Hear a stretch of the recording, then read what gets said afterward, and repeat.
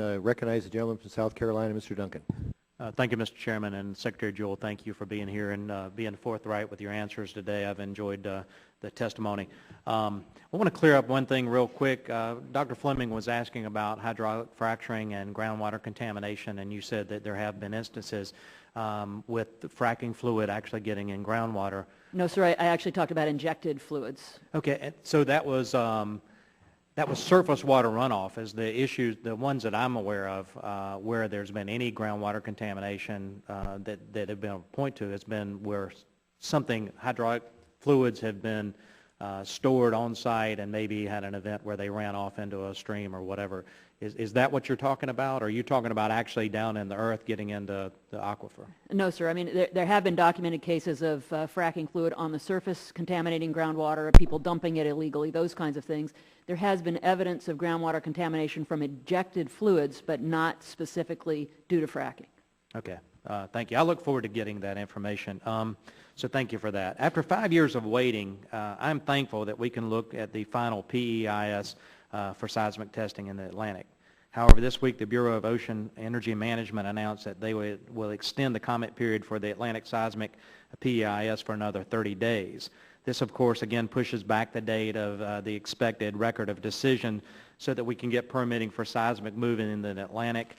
Can you explain why this delay was necessary, especially for a process that started 5 years ago? Well, sir, we have been involved in it for a number of years. We're fully committed to supporting seismic, geologic, and geophysical examination. We get requests to extend comment periods. A 30-day extension is not unusual for us on things like that. We don't believe it will have a material impact on the interest or the timing of the interested G&G parties in doing seismic work in the Atlantic. Okay. You've previously stated that completion of the PEIS will inform future decisions about whether leasing in the Atlantic would be appropriate, and if so, where such leasing should take place. You've also stated that collection of new seismic data is not prerequisite to developing the next 5-year program. So if I take those statements one step further, can you pledge that the Mid and South Atlantic planning areas will remain an option for possible leasing in the next 5-year plan?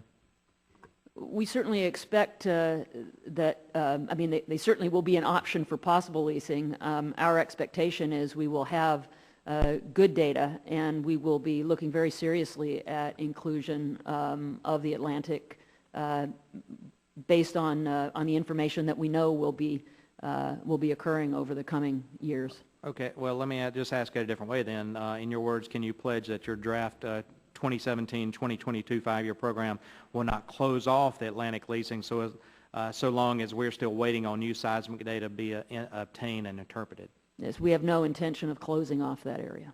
Okay. Thank you. Mr. Chairman, I don't have anything further, and I'll yield back. I thank the gentleman for yielding back.